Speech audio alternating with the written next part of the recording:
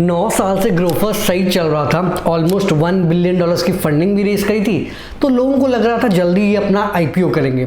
फिर अचानक 3 महीने पहले उन्होंने अपने आप को रीब्रांड करके ब्लिंकिट बनाया और अब अचानक से जोमेटो ने उनको अक्वायर कर लिया है सिर्फ 700 से 800 मिलियन के वैल्यूएशन पे।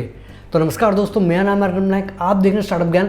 जानेंगे इस वीडियो में कि यार ग्रोफर्स जब सारे ग्रोसरी स्टार्टअप्स डूब रहे थे, कौन सी स्ट्रैटेजीज लगा के वो सक्सेसफुल हो रहे थे, और फिर अचानक लास्ट 3 महीने में क्या गलतियां हुई जिसकी वजह से अब वो खत्म हो गए। तो वीडियो को आखिर तक देखना, जल्दी से वीडियो शुरू करते हैं। थोड़ा पहले ग्रोफर्स की बात कर लेते हैं। ग्रोफर्स की शुरुआत दिसंबर 2013 में अलबिंदर दिनसा और सौरभ कुमार ने करी थी। उन्होंने देखा कि यार एक बटन दबाते ही हमारा खाना आ जाता है, कैब आ जाती है, यहाँ तक कि लोगों के रिलेशनशिप भी बन जाते हैं, पर ग्रॉसरी लेने खुद जाना पड़ता है। तो उन्होंने देखा कि यार ये बहुत बड़ा मार्केट है, ये हम क्रैक करते हैं, और ऐसे ग्रोफर्स की शुरुआत हुई। तो स्टार्टिंग में उन्होंने डिसाइड किया कि यार हम एसेट लाइट मॉडल फॉलो करेंगे, मतलब हम कुछ भी सामान खुद नहीं रखेंगे। सिंपल, जब ऑर्डर आएगा हम अपने डिलीवरी बॉयज़ को भेजेंगे जो कि किराना स्टोर से ये सामान लेके उनको डिलीवर कर देंगे। अब थोड़ी बहुत फंडिंग रेज करने के बाद उनको पता चला कि इसमें कई सारे प्रॉब्लम्स हैं। पहली बात, क्वालिटी वो मेंटेन नहीं कर पा रहे। दूसरी बात, कस्टमर्स का एक्सपीरियंस भी कंसिस्टेंट रह नहीं पा रहा। और तीसरा और सबसे इम्पॉर्टेंट बात, इसमें मार्जिन ही बहुत कम बच रहा है। तो भैया जब पैसे ही नहीं बनेंगे तो फ़ायदा नहीं है ये मॉडल फॉलो करने का। तो इसी टाइम इंडिया में करीब 6-7 hyper local grocery delivery startups operate कर रहे थे जिनको फंडिंग मिली थी। और ऐसे कई सारे स्टार्टअप्स जैसे कि लोकल बनिया, स्कूटसी, पेपर टैप, ये सब डूब गए। पर ग्रोफर्स बच गया क्योंकि इन्होंने ये 4 चीज़ें करी। पहला, शुरुआत में वो ग्रॉसरी डिलीवरी 90 मिनट के अंदर कर देते थे, तो उन्होंने ये 90 मिनट्स डिलीवरी बंद कर दी क्योंकि उनको समझ आया कि यार ग्रॉसरी किसी को अर्जेंटली तो चाहिए नहीं होता। तो आराम से वो 2-3 दिन में ग्रॉसरी डिलीवर करते थे और उनको डिलीवरी का खर्चा काफ़ी कम पड़ता था। दूसरा, उन्होंने ये जो fresh fruits and vegetables deliver करना बंद कर दिया क्योंकि इसमें मार्जिन्स भी बहुत कम होते थे, प्लस ये जल्दी ख़राब भी हो जाता था। तीसरा, इन्होंने बिग बास्केट के तरह अपने खुद के वेयर हाउसेस खोले जहाँ पे इन्होंने खुद का इन्वेंट्री रखा, जिससे प्रोडक्ट्स की क्वालिटी भी इंप्रूव हुई, कस्टमर का एक्सपीरियंस भी बेहतर हुआ। और चौथा और सबसे इम्पॉर्टेंट चीज़ है कि इन्होंने खुद के प्राइवेट लेबल ब्रांड शुरू किए।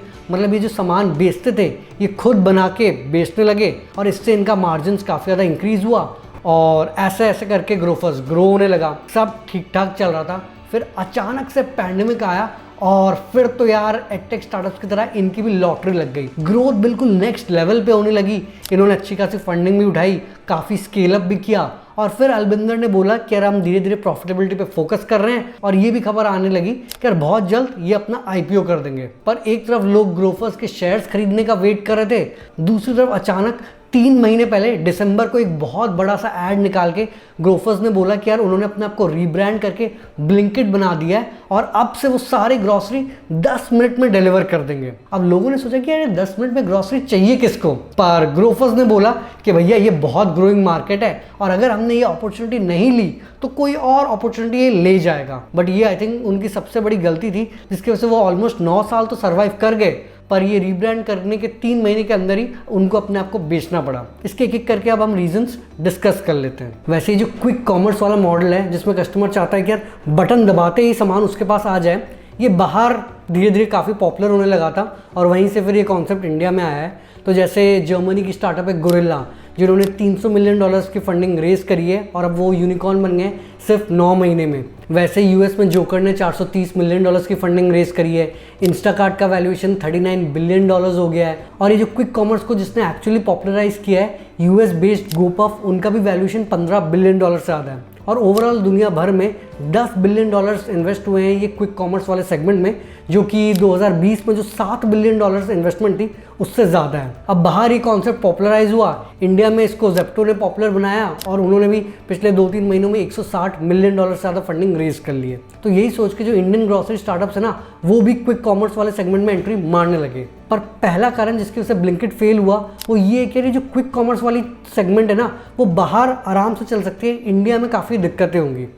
अब बाहर एक्चुअल में जो ग्रॉसरी वाले दुकान है ना, वो सिटीज़ से काफ़ी दूर होते हैं, तो वहाँ पे जाने आने में काफ़ी ज़्यादा टाइम लगता है। प्लस पैसे भी लगते हैं, तो इसीलिए वहाँ के लोग काफ़ी ज़्यादा online grocery delivery services use करते हैं। अब इंडिया में तो यार ये प्रॉब्लम है नहीं, हर 1-2 बिल्डिंग के पास ये किराना दुकान है जहाँ से आप आराम से आके ले सकते हो। दूसरी बात, क्योंकि बाहर ये जो ग्रॉसरी स्टोर्स हैं काफ़ी दूर है, तो वहाँ पे जब लोग ऑनलाइन ग्रॉसरी ऑर्डर करवाते हैं वो काफ़ी सारा सामान एक साथ ऑर्डर करते हैं, जिसमें इन स्टार्टअप्स को अच्छा खासा मार्जिन भी मिल जाता है। जैसे गोपफ का जो एवरेज ऑर्डर वैल्यू है वो $20 से $25 यानी 1500 से 2000 रुपये है।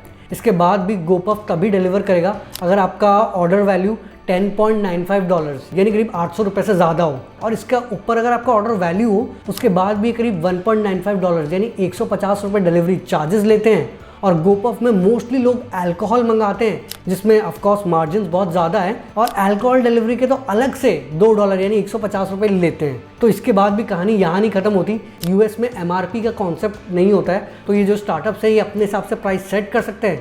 तो ये सारे स्ट्रैटेजीज लगाने के बाद भी गोपफ सही से प्रॉफिटेबल नहीं हो पा रहा है, पर चांस है जैसे इकोनॉमीज ऑफ स्केल बढ़ेगा शायद ये प्रॉफिटेबल हो पाए। बट इंडिया में इनमें से कोई भी चीज़ वैलिड नहीं है। पहली बात, अगर आप 10 मिनट में डिलीवर कर रहे हो तो लोग 1500 से 2000 का तो सामान मंगाएंगे नहीं, 200-300 रुपये का सामान मंगाएंगे, वहाँ पे आपका मार्जिन बहुत कम हो जाएगा। उसके बाद यहाँ पे डिलीवरी चार्जेस आप 20-30 रुपये लोगे तो लोग अपने घर में चिंटू को बोलेंगे कि भैया तू ही जाके नीचे सामान ले आ, 20-30 रुपये का चिप्स का पैकेट या कोई जूस ले आना। इसके अलावा यहाँ पे MRP का भी कॉन्सेप्ट है, और क्योंकि आप 200-300 रुपये का ब्रांडेड सामान मंगा रहे हो तो उसमें मार्जिन से हार्डली बचता है। तो इस कारण से यार इंडिया में ये 10 मिनट डिलीवरी का कॉन्सेप्ट चलना काफ़ी मुश्किल है, पर ब्लिंकिट ने बोला कि भैया हम तो ये चला के ही रहेंगे। अगला रीज़न ब्लिंकिट के फेलियर का ये है कि यार जो चीज़ें उनकी सही चल रही थी वो सारा भी उन्होंने बंद कर दिया। तो जो ग्रॉसरी डिलीवरी स्टार्टअप्स थे, जब ये क्विक कॉमर्स वाला कॉन्सेप्ट आया तो सबने बोला कि यार हमारा एग्जिस्टिंग बिजनेस तो चल रहा है, ये क्विक कॉमर्स का हम एडिशनल एक और बिजनेस खोल देंगे। वैसे स्विगी इंस्टामार्ट ने बोला कि यार हम गारंटी तो कर ही नहीं रहे कि हम आपको 15 मिनट में डिलीवर कर देंगे,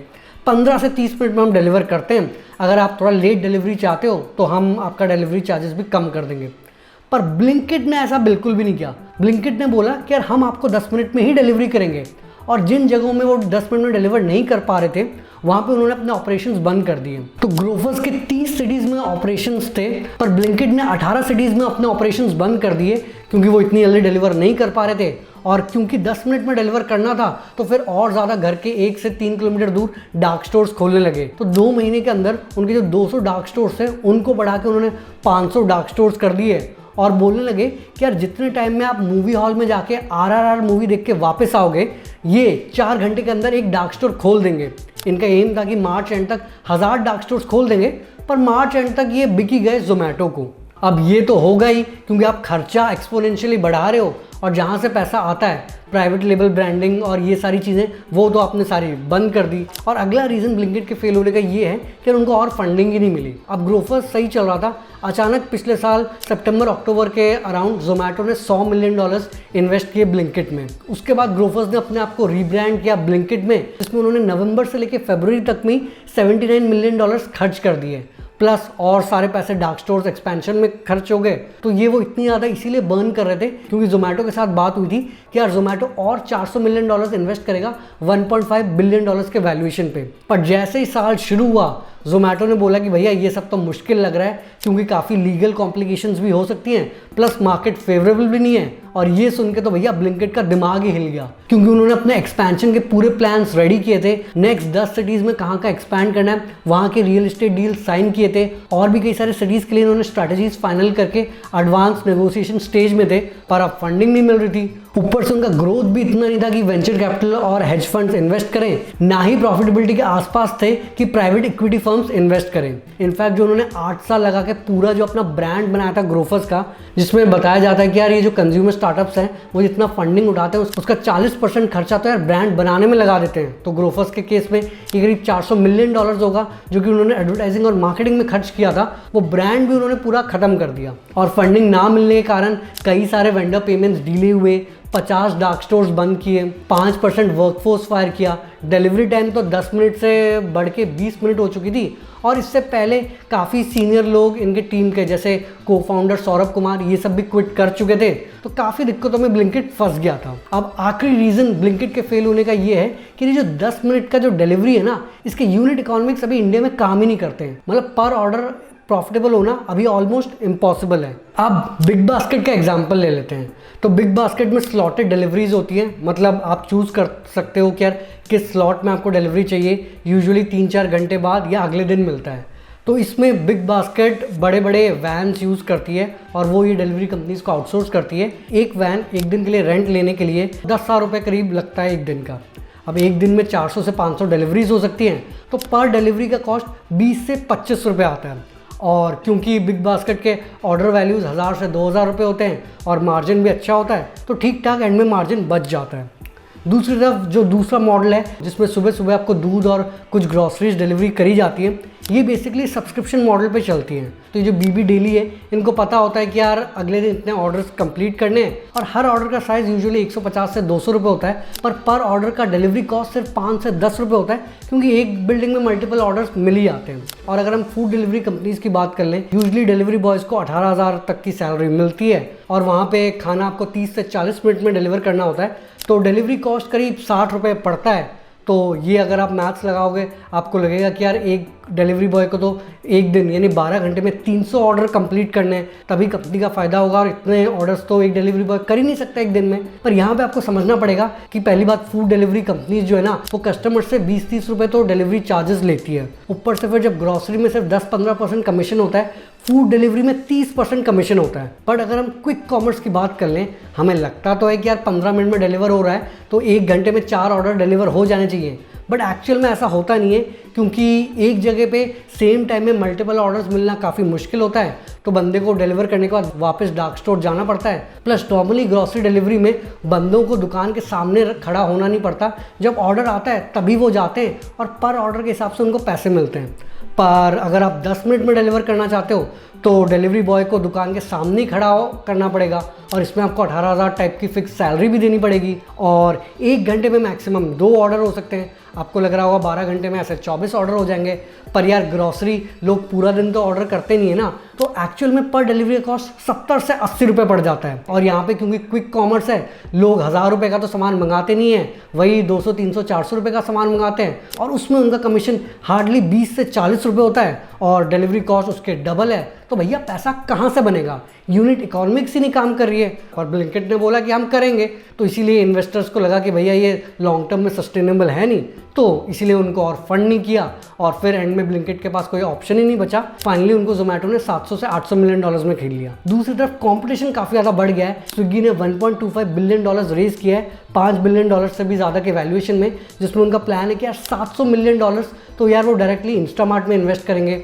वैसे डंजो ने रिलायंस रिटेल से फंडिंग रेज कर ली है, और मार्केट लीडर एक्चुअल में बिग बास्केट है, जिसका साइज ऑलमोस्ट ग्रोफर्स से 3 गुना है, और उनको तो यार टाटा ने एक्वायर कर लिया है। दूसरे नंबर पे 15% मार्केट शेयर के साथ अमेजॉन है, जिनके पास अंधा पैसा है। तीसरे नंबर पे 13% मार्केट शेयर के साथ ग्रोफर्स है, पर चौथे नंबर पे बहुत जल्दी कैचअप करता हुआ फ्लिपकार्ट है, जिनके पास 11% मार्केट शेयर है। फिर 4% जियो का है, पर अब वो उसको डंजोस के साथ इंटीग्रेट कर देंगे, रिलायंस रिटेल अंधा पैसा डालेगी तो वो भी काफ़ी जल्दी प्रोग्रेस करेंगे। देखना पड़ेगा कि यार ये ब्लिंकिट को कितना इफेक्टिवली जोमेटो इंटीग्रेट कर पाता है। एक फ़ायदा ये है कि यार अभी ब्लिंकिट और जोमेटो का दोनों ही अलग अलग डिलीवरी बॉयज़ थे, तो वो कोशिश करेंगे इन दोनों को कंबाइन करने का, बट एक कंबाइन करना भी इतना आसान नहीं होगा, क्योंकि ब्लिंकिट को भी 10 मिनट में डिलीवर करना होता है। जोमेटो भी बोल रहा है जोमेटो इंस्टेंट के साथ हम भी 10 मिनट में डिलीवर करेंगे, तो काफ़ी डिलीवरी बॉयज़ मेंटेन करने की ज़रूरत है। इसके अलावा वेयर हाउस, टेक और कहाँ से ये सामान प्रोक्योर करते हैं, इन सबको भी मर्ज करने की कोशिश करेंगे। पर यार क्या वो स्विगी ने जितना इफेक्टिवली इंस्टामार्ट बनाया है उतना मर्ज कर पाएंगे?